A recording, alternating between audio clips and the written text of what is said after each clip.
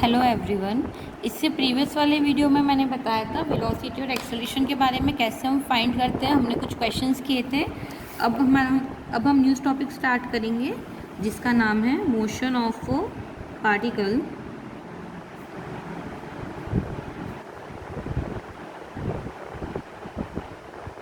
In a plane.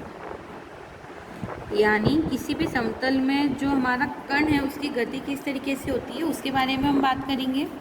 तो सबसे पहले हमें क्या देखना है, इसमें एक टर्म आएगा हमारा कर्वीलिनियर मोशन। ठीक है, उसके बारे में पढ़ते हैं।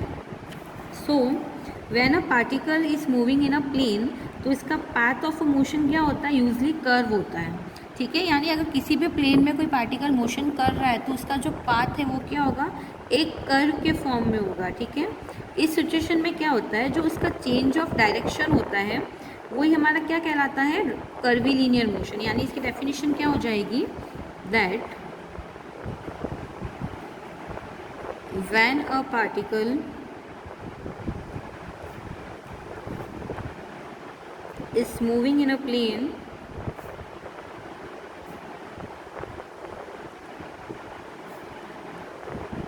its path of motion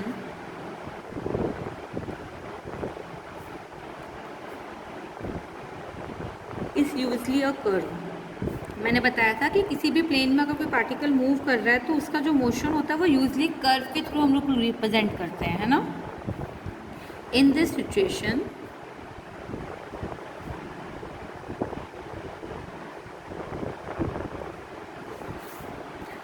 इस सिचुएशन में क्या होगा, जो उसका डायरेक्शन है उसमें कहीं ना कहीं चेंज होगा ओवर अ टाइम। यानी कुछ टाइम में क्या होगा, उसका जो पोजीशन है, जो जो उसके मोशन की जो पोजीशन थी, जिस वे में वो मोशन कर रहा था उसमें कुछ चेंजेस होंगे, है ना। In this situation there is change in the direction of its movement over a time। इसी मोशन को हम क्या बोलते हैं, कर्वीलिनियर मोशन, है ना। Such motion is known as such motion of a particle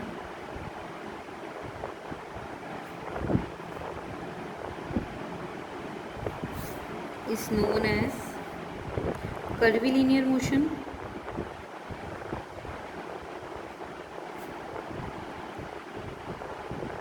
अच्छा, कर्वीलिनियर मोशन में हमारा क्या होता है, जो वेलोसिटी और एक्सेलरेशन होती है पार्टिकल की, है ना, उसको हम क्या करते हैं, डिटरमाइन करते हैं with respect to two suitable perpendicular lines in a plane.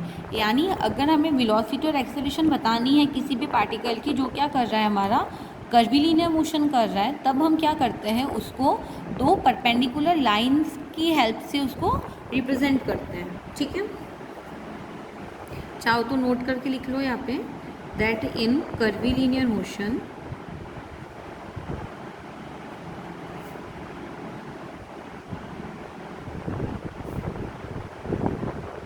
the velocity and acceleration of the particle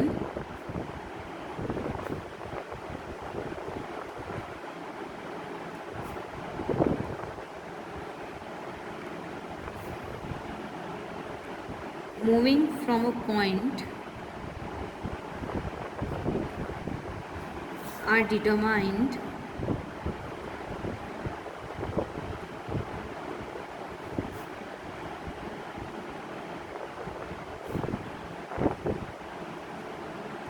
with respect to two suitable perpendicular lines located in a plane।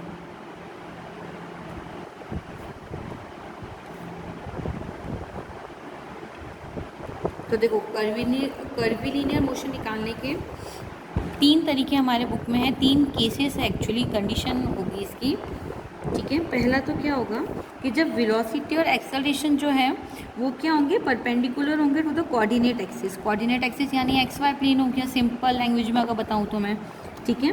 तो अगर क्या होगा, जो वेलोसिटी और एक्सेलरेशन है वो पैरेलल होगी to the coordinate axis. पहला केस तो हमारा ये पढ़ेंगे हम लोग इस वाले बुक में, इस वाले यूनिट की बात कर रही हूँ मैं, है ना।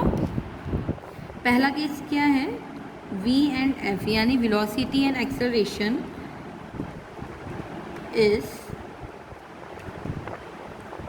Parallel to coordinate axis.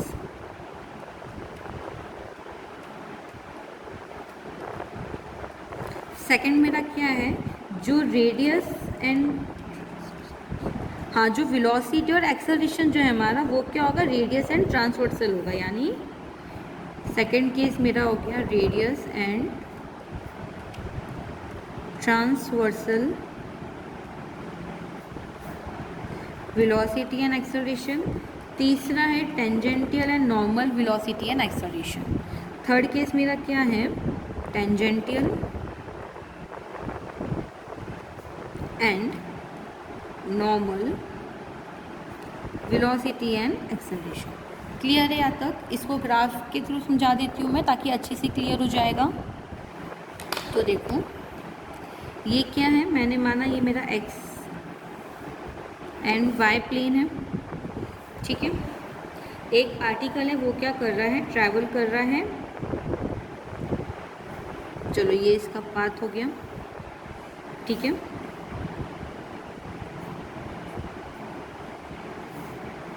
ये पॉइंट है P, ठीक है।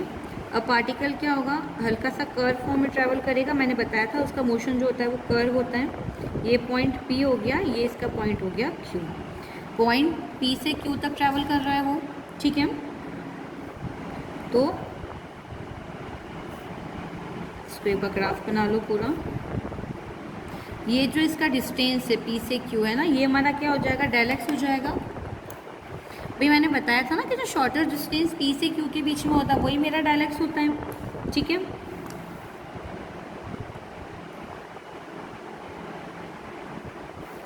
और P पॉइंट पे कोऑर्डिनेट मेरे क्या हो जाएंगे, x, y, ठीक है।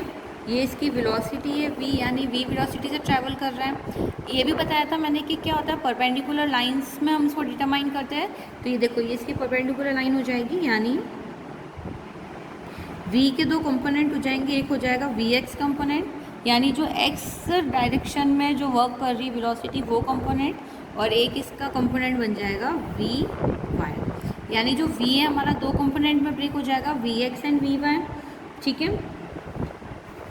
ये मेरा हो गया m एंड n। ये मान लो फाई एंगल बना रहा है, ठीक है। तो ठीक है, कोई पार्टिकल है एक्स ओ वाई प्लेन में, ठीक है, जो क्या कर रहा है, t टाइम से ट्रैवल कर रहा है। ये इसका टाइम हो गया t, और जो डेल एक्स के लिए इसका टाइम हो जाएगा वो हो जाएगा डेल t, ठीक है। p पॉइंट पे से कोऑर्डिनेट क्या हो जाएंगे, एक्स वाई। तो q पॉइंट पे से कोऑर्डिनेट क्या हो जाएंगे, x प्लस डेल एक्स। देखो ये शॉर्टर डिस्टेंस ट्रैवल कर रहा है, और ये हो जाएगा y प्लस डेल वाई।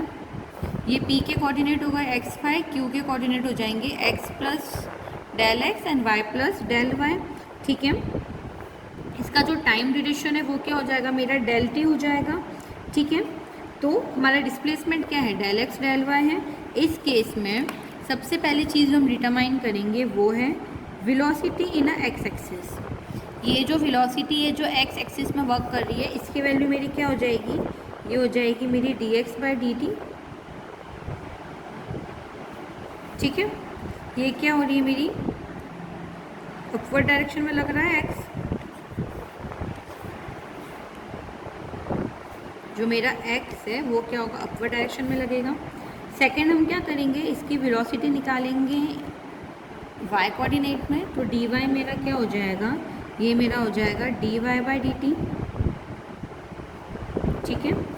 जो मेरा y है वो भी क्या होगा, अपवर्ड लग रहा होगा, ठीक है। तो जो इसका रिजल्टेंट वेलोसिटी है वो मेरा क्या हो जाएगा, under root x dot square.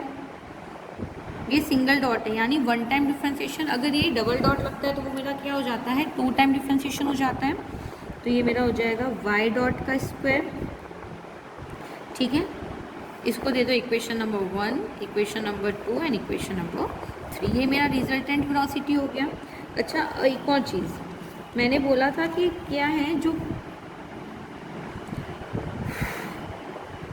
Point P पे जो इसका रिजल्टेंट वेलोसिटी है वो तो मेरा ये हो गया।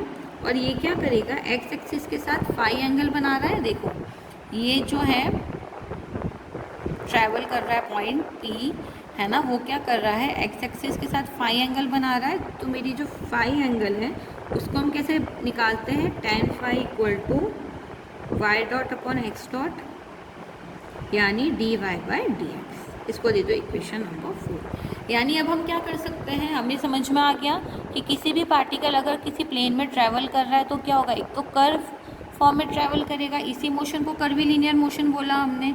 दूसरी चीज़, उसकी वेलोसिटी एक्स डायरेक्शन में कैसे निकालेंगे, dx by dt, y direction में dy बाई dt, और रिजल्टेंट वेलोसिटी कैसे निकालेंगे, under root x dot square plus Y dot square, और उसका जो एंगल है वो हम निकालेंगे by tan phi equal to Y dot upon x dot dot, यानी single differentiation dy by dx। So I hope ये motion of a particle in a plane अच्छी से समझ में आ गया होगा। ठीक है, चाहो तो एक बार इसका स्क्रीनशॉट ले लेना, इंग्लिश मीडियम वाले। ठीक है, ये हमारा ग्राफ और इससे रिलेटेड फॉर्म क्लियर है यहाँ तक। अब इसका एक्सेलरेशन निकालेंगे। ये तो हमने वेलोसिटी निकाली, अब इसी में हम क्या निकालेंगे, एक्सेलरेशन।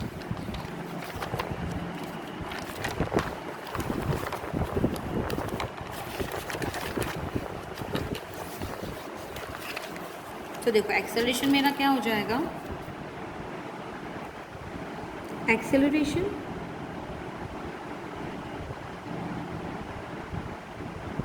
तो एक्सेलरेशन एक्स एक्सिस के लिए क्या हो जाएगा मेरा, एक्सेलरेशन एफ एक्स मेरा हो जाएगा D square X upon D T square, यानी एक्स का डबल डिफ्रेंशिएशन, 2 डॉट आ जाएगा इस पर। ये हुआ मेरा एक्सेलरेशन इन एक्स डायरेक्शन। अब हम निकालेंगे एक्सेलरेशन इन वाई डायरेक्शन, तो ये मेरा हो जाएगा del square Y upon D T square, यानी वाई डबल डॉट। क्लियर है यहाँ तक। अच्छा, इसके अलावा अगर हमें रिजल्टेंट एक्सेलरेशन निकालना है ना,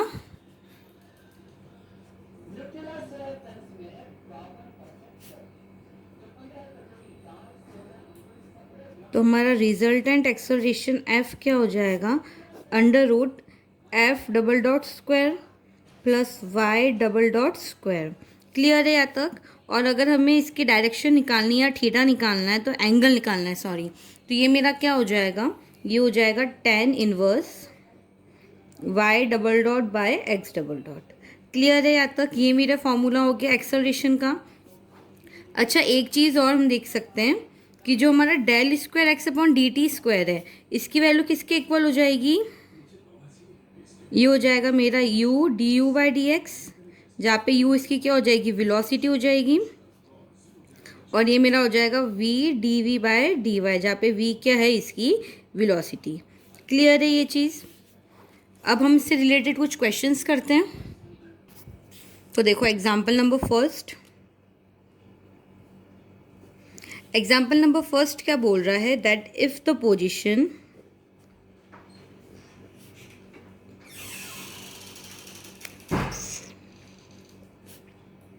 of a moving point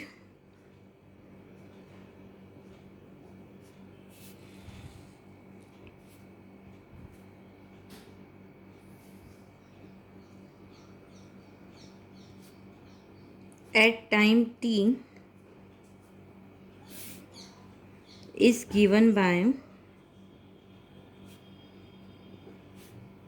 देखो हमें क्या बोल रहा है कि एक पार्टिकल है, वो क्या कर रहा है, टी टाइम पे मूव कर रहा है, उसकी पोजीशन हमें गिवन है। ठीक है, यानी हमें इसकी पोजीशन क्या गिवन है, एक्स पे इसकी पोजीशन है a cos t, y पे है a sin t, यानी हमें x एंड y गिवन है, हमें फाइंड करना है, फाइंड इट्स